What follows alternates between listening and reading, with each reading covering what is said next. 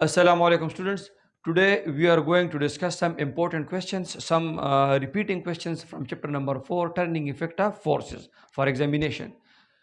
Paper 2025 chapter number 4 से turning effect of force है। एक एमसीक्यूज आया है और दो शॉर्ट क्वेश्चंस, लॉन्ग क्वेश्चन कोई भी नहीं आया। A compact disc rotating in a CD player with constant angular velocity is an example of rotating disc है। रोटेटिंग डिस्क, जब ये डिस्क रोटेटिंग है और कांस्टेंट एंगुलर वेलोसिटी भी है, इसका मतलब ये है कि इस पर नेट टार्क जीरो के बराबर है। जब कांस्टेंट एंगुलर वेलोसिटी है, it means there is no angular acceleration, and when there is no angular acceleration, then it means that the net torque on the system is zero. So the net torque on the system zero का मतलब ये है कि ये object rotational equilibrium में है। किस equilibrium में? रोटेशनल इक्विलिब्रियम में, क्योंकि ये शर्त पूरा हो रहा है summation tau is equal to zero, और ये शर्त, ये कंडीशन ऑफ इक्विलिब्रियम हमें गारंटी देता है रोटेशनल इक्विलिब्रियम का। सेक्शन बी में जो शॉर्ट क्वेश्चंस आए हैं उनमें है state head to tail rule for the addition of vectors. Addition of vectors के लिए, एडिशन ऑफ फोर्सेस के लिए head to tail rule discuss करना है। इंतहाई इजी क्वेश्चन है, इसमें आप head to tail rule describe भी करें, इसके साथ डायग्राम भी नीट बनाए, 2-3 फोर्सेस बनाए, जिसके लिए मैंने आपको तरीका बताया था। फिर उनको हेड टू टेल रूल के ज़रिए ऐड करें और किस तरह हम इससे रिजल्टेंट ऑब्टेन करते हैं, तो वो सारा। Question number 2. Ali is pushing a cart with a force of 40 Newton at 60 degree with the floor. Find the horizontal and vertical component of force. Force हमें दिया गया है, magnitude of force वो 40 न्यूटन है और थीटा एंगल गिवन है वो 60 degree है। तो हमें हॉरिजॉन्टल कंपोनेंट जिसे हम एफ एक्स से जाहिर करते हैं ये भी फाइंड आउट करना है, और वर्टिकल कंपोनेंट जिससे हम एफ वाई से जाहिर करते हैं ये फाइंड आउट करना है। एफ एक्स के लिए आप इक्वेशन यूज करेंगे एफ कॉस थीटा, एफ को। हाँ, एक बात और, जब इस तरह का न्यूमेरिकल टाइप क्वेश्चन हो तो उसमें आप कंप्लीट स्टेप करेंगे, आप लिखेंगे गिवन डेटा, फिर उसके बाद रिक्वायर्ड, फिर उसके बाद सोल्यूशन, तमाम स्टेप्स आ लिखेंगे। तो F X is equal to F cos theta 40 cos of 60 degree, cos 60 आप फाइंड आउट करेंगे साइंटिफिक कैलकुलेटर के जरिए, फिर 40 से इसको मल्टीप्लाई करेंगे, this will be the answer in newton. F Y is equal to, ये एफ साइन थीटा के बराबर है, यहाँ पर 40 और साइन आप 60, साइन का आप 60 लेंगे साइंटिफिक कैलकुलेटर के जरिए, फिर 40 से इसको मल्टीप्लाई करेंगे और हमारे पास ये आंसर आएगा न्यूटन्स में। So this is F X and this is F Y.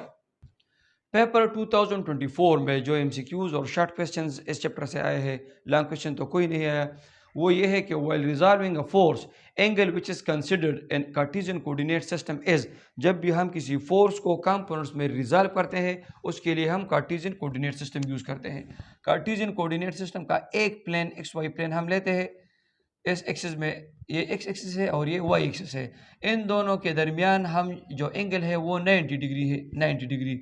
फिर हम इस एक्स वाई प्लेन में ही वो वेक्टर ड्रा करते हैं जिसको हम कंपोनेंट्स में रिजॉल्व करना चाहते हैं। So the angle which is considered is 90 degree, the correct option is B 90 degree. A body in equilibrium must not be, जब एक बॉडी इक्विलिब्रियम में हो तो उस इन चार ऑप्शन में से कौन सा ऑप्शन उसमें नहीं होना चाहिए। तो इक्विलिब्रियम की डिफिनीशन आपको याद करनी होगी। A body is said to be in equilibrium if under the action of several forces it maintains its state of rest और यूनिफॉर्म मोशन। अब आप देखिए, state of rest, there is no change in velocity, so there is no acceleration. State of uniform motion, state of uniform motion, once again there is no change in velocity, there is no acceleration, so the body must not be accelerating। A option सही है। Section B में question number 1, in a balance system a force 120 Newton is applied at a distance of 4 meter from the pivot, calculate the force needed at the other side 3 meter from the pivot। ये कुछ इस तरह का problem है, आप इसमें diagram भी draw करेंगे। आप देखें, फर्ज करें पाइवोट के इस जानिब ये 4 मीटर का फासला है, यहाँ पर जो फोर्स अमल कर रहा है 120 न्यूटन है। फर्ज करें यहाँ पर ये 3 मीटर का फासला है, तो यहाँ पर कितना फोर्स लगना चाहिए ताकि ये इस साइड को बैलेंस कर सके।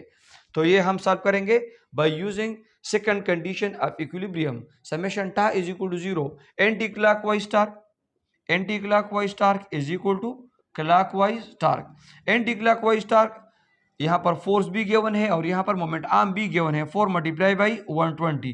Clockwise torque 3 multiply by what, force कितना लगना चाहिए। इसको हम प्लस करें, x से b नोट करें, फर्ज करें कोई भी आप समय इस्तेमाल करें। अब 3 से यहाँ पर भी डिवाइड करें, 3 से यहाँ पर भी डिवाइड करें। 4 को 120 से हम ज़रब देंगे और फिर 3 से डिवाइड करेंगे। तो अगर हम यहाँ पर ये कैंसिल आउट करें तो 1 आता है और यहाँ पर 40 आता है।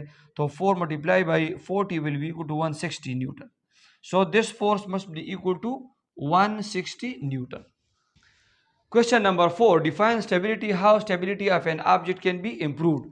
Stability क्या है, इसको किस तरह किसी ऑब्जेक्ट के स्टेबिलिटी को किस तरह इम्प्रूव किया जा सकता है। So stability of an object is the property due to which the object regain its original position after slightly disturbed. What factors what can improve stability. तो 2 फैक्टर्स मैंने आपको बताया था। अगर हम सेंटर ऑफ ग्रेविटी को जितना ज़मीन के करीब लेते हैं, जितना हम उसे लोअर करते हैं, तो इससे स्टेबिलिटी इंक्रीज़ होती है। इसलिए बेस एरिया को जितना हम इंक्रीज़ करते हैं तो उतनी स्टेबिलिटी इंक्रीज़ होती है। इस पर डिटेल के साथ वीडियो है, आप वो देख सकते हैं। Paper 2023 resolution of vectors involve combining vectors, splitting vectors, changing vectors direction, doubling vectors magnitude. Resolution तकसीम करना। So resolution of vectors involve splitting of vectors. B is the correct option. Resolution of vectors involves splitting of vectors.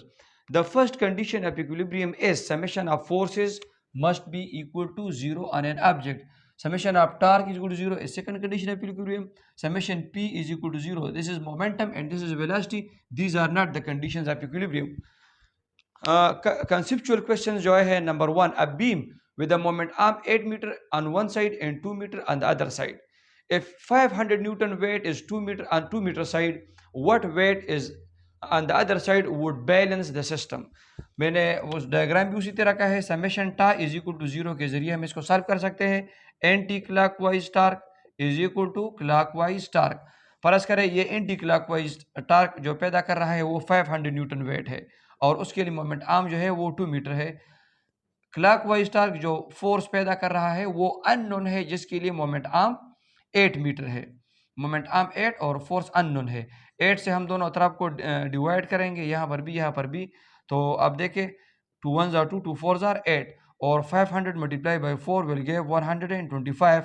So the other side force is 125 Newton. This is the force on the other side to balance it. Why it is difficult to lean backward. ये इसी chapter का एक conceptual question है जिसे हमने exercise में detail के साथ इस पर बात की है। Paper 2022 the cause of change in rotational motion. In physical quantities में कौन सी फिजिकल क्वांटिटी रोटेशनल मोशन में तब्दीली लाता है। जब भी किसी ऑब्जेक्ट पर फोर्स अमल करता है तो वो उसे स्ट्रेट लाइन मोशन उसमें पैदा करता है। Straight line motion means translatory motion. लेकिन जब किसी ऑब्जेक्ट पर टार्क अमल करता है, टार्क, तो वो उसमें रोटेशनल मोशन पैदा करता है। So we say that torque is the rotational analog of force. तो यहाँ पर सही ऑप्शन जो है वो सी है, टार्क। ये टार्क चीज़ों में रोटेशनल मोशन पैदा करता है। An object is in rotational equilibrium when torques are balanced, forces are balanced, it is in linear motion, it is at rest. मैंने बार बार आपको बताया according to second condition of equilibrium एक बॉडी तभी रोटेशनल इक्विलिब्रियम में होगा जब इस पर तमाम टार्क्स एक दूसरे को बैलेंस करे। एंटी क्लॉकवाइज टार्क और क्लॉकवाइज टार्क बैलेंस हो। सेक्शन बी में 2 शॉर्ट क्वेश्चन आए हैं। This one is repeating. State how head to tail rule is used for the addition of vectors, for the addition of forces. Question number 2, find the magnitude and direction of force whose horizontal and vertical components are given. हम pythagoras theorem के जरिए F is equal to magnitude of force is Fx square plus Fy square under the root 4 square plus 3 square under the root 16 plus 9 under the root. So magnitude of force is 25 under the root is equal to 5 Newton. This is the magnitude of force. Direction of force को find out करने के लिए theta is equal to tangent inverse Fy divided by Fx ये use कर सकते हैं।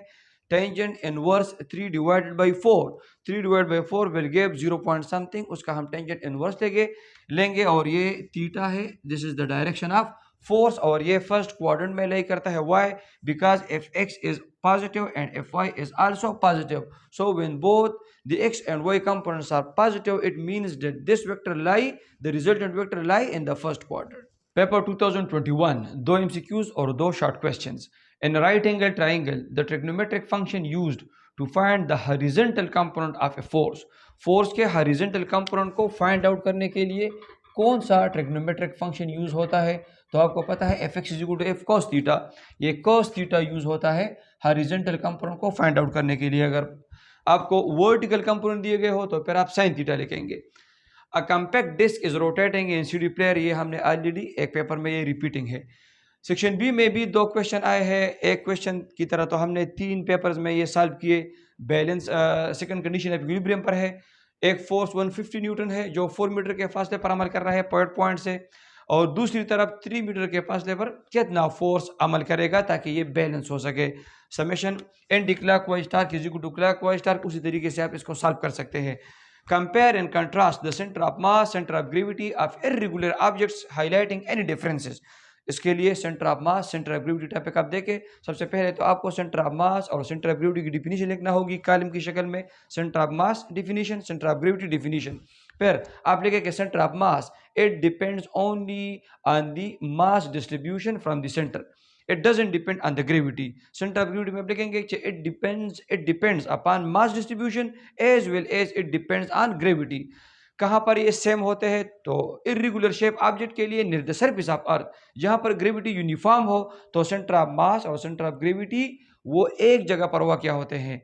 लेकिन अगर ये ऑब्जेक्ट बहुत ज़्यादा टाल हो, बहुत ज़्यादा लंबा ऑब्जेक्ट हो, बहुत ज़्यादा लंबा बिल्डिंग हो, तो फिर उसके लिए सेंटर ऑफ मास और सेंटर ऑफ ग्रेविटी एक जगह पर वाक़ नहीं होते, एयर पॉइंट पर वाक़ नहीं होते. या क्योंकि यहाँ पर ग्रेविटी मुतासर हो रही है, या ये ऑब्जेक्ट बहुत ऊंचाई पर है, बहुत ज़्यादा बुलंदी पर ये ऑब्जेक्ट वाक़ है, तो तब भी सेंटर ऑफ मास और सेंटर ऑफ ग्रेविटी में फ़र्क आ सकता है. Why? Because in both these cases, अगर बहुत ज़्यादा लंबा ऑब्जेक्ट हो या जब बहुत ज़्यादा ऊंचाई पर हो, तो इन दोनों केसेस में ग्रेविटी मुतासर होती है. And centre of gravity depends on gravity. Centre of mass doesn't depend on gravity. इसी वजह से इन दोनों के पॉइंट्स में तब्दीली आ सकती है.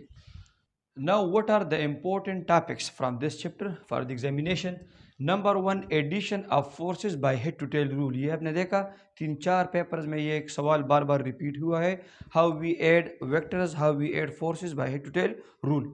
Resolution of forces, especially rectangular components of a force. If x is equal to f cos theta, if y is equal to f sin theta. ये टॉपिक इंतहाई ज़रूरी है. Torque or moment of force, ta is equal to moment arm multiply by force. ये topic भी इंतहाई ज़रूरी है. Equilibrium the most important topic from this chapter is equilibrium. Equilibrium में आप दो चीज़ें देखेंगे. Definition of equilibrium, conditions of equilibrium. First condition of equilibrium summation f is equal to 0 and second condition of summation tau is equal to 0. इसी तरह types of equilibrium भी आपको देखना होंगे. इसी तरह स्टेबिलिटी, ये भी एक अहम टॉपिक है एग्जामिनेशन के लिए. Stability and types of stability.